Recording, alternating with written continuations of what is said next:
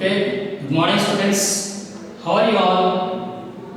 Hope you are safe at home and hope all your friends, relatives, parents, brothers, sisters all are safe at home. Okay students, I want you to make use of your time at home. I know you are already making use of your time, and we shall also go into our academics, as we know that our schools will reopen a little later. So, without wasting our time at home, let's try to learn the lessons which are going to learn in the actual classroom. I am taking 8th class English. Now, the first unit which we are going to deal with is the family. The name of the first unit is the family. In this unit, we are going to read about the family relations. What type of relations are existing among the family members. Okay. Now, in this, there are 3 lessons: A reading, B reading, and C reading. Now, the A reading is the tattered blanket. The tattered blanket. Do you know what is the meaning of tattered? Anyone? Can you guess the meaning of tattered? Look at the board. I have written tattered. Tattered meaning torn. A torn blanket. This is the literal meaning of the word tattered blanket. But in the lesson, it means a different thing. In the lesson, tattered blanket refers to broken family relations. In a family where there is not enough love and affection among the family members. This we can understand as we read this first lesson, A reading, the tattered blanket. Here I have written one question. Look here. What is more important in our lives? Repeat. What is more important in our lives? Is it love for parents or their property? What do we love more? Do we love parents more or we love only their property? We want to get only their property. So this lesson tells about what the son in the lesson, what the son loves more. Loves his mother more or loves the family property more. As we read the lesson, we will understand it. Now, before I go into the lesson, I would like to tell you a story. Do you all like stories? Yes. Now, I will tell you one story. Listen carefully. After telling the story, I will ask you a question also. Okay. Once there was a little boy, a small boy. And near his house there is a mango tree. This boy loved to go to that mango tree and play with that mango tree. What did he play with? He played with the mango tree. He loved to climb the tree, pick up some mangoes and eat them. In that way, he spent most of his time with the tree, and the tree also loved him. The tree also liked to play with this little boy. They were good friends. Then, after some years, the boy suddenly stopped going to the tree. And the tree was very sad. This boy went to the tree after some years with a sad face. The tree was happy. Told the boy, "Come boy, let's play together." The boy said, "Now I am grown up. I cannot play with you. I have to study the school. I need books to study the school. But I don't have any money to buy books. Please you help me."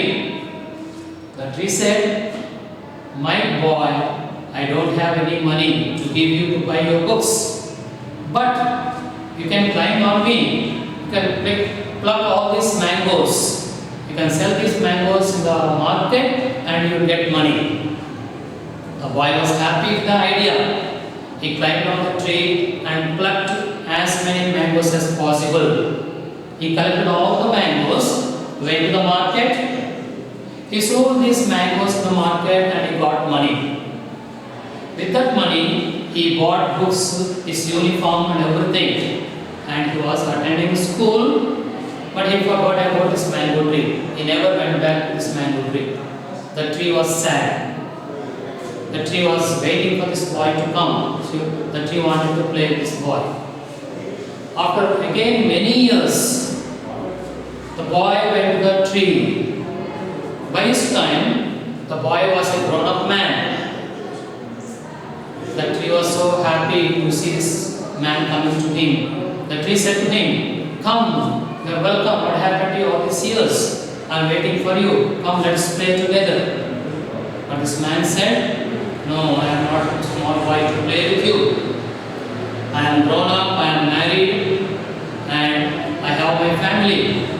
But I don't have a house. I don't have a house. Can you help me with a house?" The tree said, "No, my boy, I don't have any money to help you to buy a house. But you can do one thing. You can cut off all my branches. With that branches, you can build your house." This man liked the idea. He started cutting down the big branches of the tree. He got a lot of wood. And with that wood, he built a beautiful house. And he was living with his family in that house. But he forgot about the tree again. He never went back to the tree. The tree was sad. The tree was waiting for him to come to him because they can play together. But the man did not come. After a few more years, this man went to the tree. He was looking sad, but the tree was happy to look at him, to invite him. The tree said, "I am waiting for you. What happened to you all these years? Come, let's play together." But this man said, "I am tired. I am weary in my life. And I am also getting old. I want to sail to other places, see the new places, and I want to relax there. So I want a boat to sail across the seas. Can you help me?" The tree said, "Okay. Now I have a big trunk. Only trunk was left. I have a big trunk. You can cut this trunk and make your boat."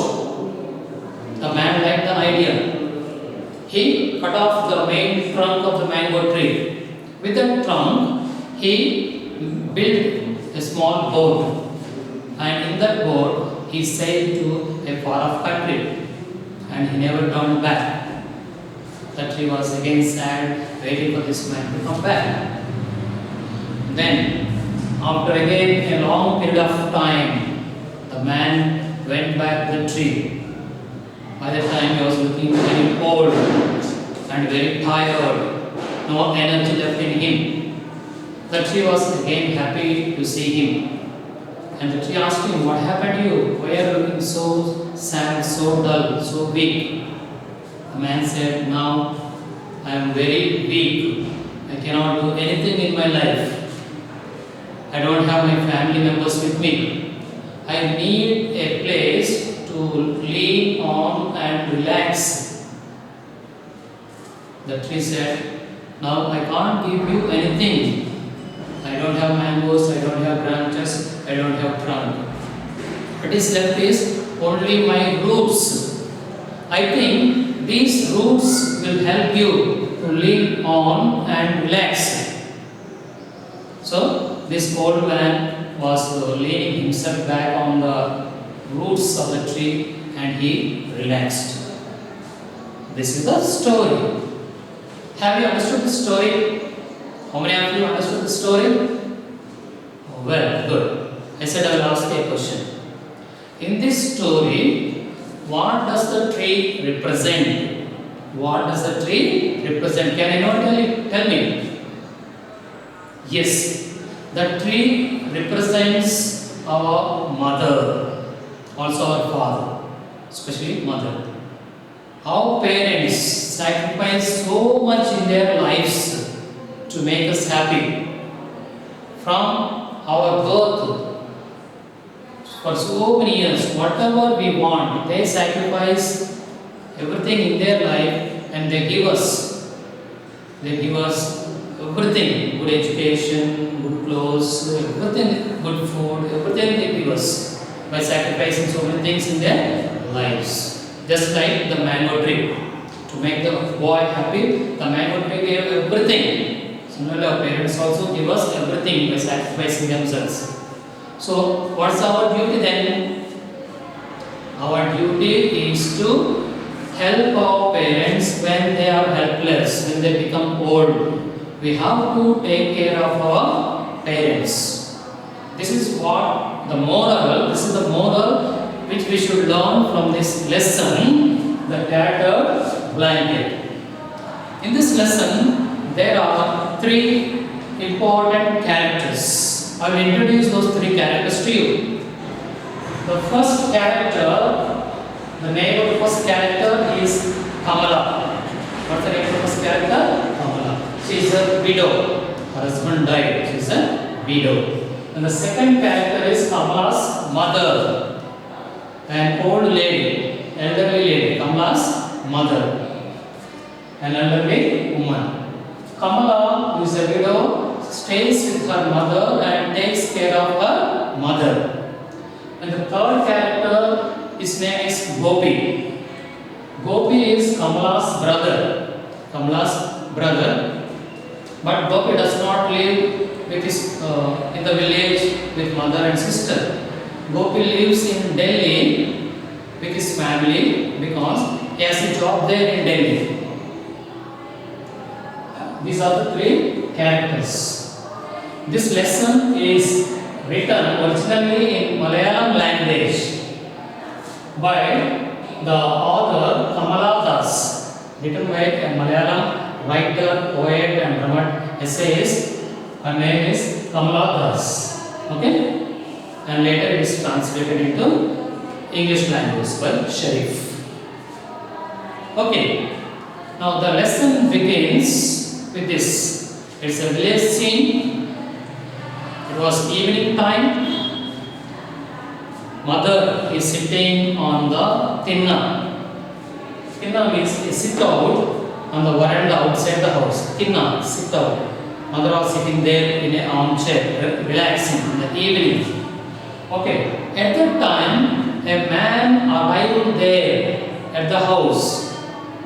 The woman looked at the gate and she saw a man getting down from the car and opening the gate. So she asked her daughter Kamala, Kamala, someone is there, someone has come in a car. Look, who is that man? I see someone getting down from the car. So Kamala was also there on the veranda, looked into the darkness to see who it was. Screwing up eyes. Screwing up eyes meaning narrow the eyes to look more carefully, to look fixedly somewhere here into the darkness to know, to find out who is coming inside. Then she found her brother Gopi getting down from the car and opening the gate and coming inside. Mother made, the old woman made a futile attempt to get up and see. Futile meaning, the word futile means unsuccessful. She was old, so she could not get up from the armchair to see who was coming in. That's called futile, meaning unsuccessful. Then Kamala went there and she saw her brother coming inside. Her brother came and her brother met Kamala and also met the old woman, Gopi's mother. So what happened in the remaining lesson? What is the conversation between father, mother and Gopi and Kamala and Gopi? We will read in this lesson. Are you following? All those who have textbooks, You can open your textbooks so that you can follow the lesson every line. You can, if you don't understand the meaning of any sentence or any word, you can ask me. Okay, so all those are textbooks. Be ready with your textbooks. You can know the meanings also. I have written some meanings here. You can easily understand. Or when you have another class, you can raise your doubts. I will explain once again to you. So, when he arrived, here it means Gopi. When he arrived unexpectedly at his house, without information, unexpectedly arrived at his house in the countryside. Countryside meaning village. So he arrived in his village. The village is actually in Kerala state. In Kerala state, it is a small village here, Thiruvananthapuram. Okay. In his office car, he got down at the gate. His mother, who was lying in an armchair on the veranda, made a futile attempt to get up. Unsuccessful attempt to get up from the chair and see him. So his mother asked, Kamala, is there somebody at the gate? Somebody in a car. Somebody has come in the car. Who is that? Kamala, her eldest daughter, who is a widow, she was huddled up in the thing on the veranda, her head and ears covered with a bath towel, got up reluctantly. Reluctantly meaning unwillingly. She was not willing to get up, but because mother asked her to see, she got up reluctantly, unwillingly, to see who it was in the car. Walked slowly to the gate, screwing up her eyes, peeped into the darkness, looked into the darkness. Then she saw a bald, fat, middle-aged man walking in through the gate. A bald, fat, middle-aged man. So here, a bald, fat,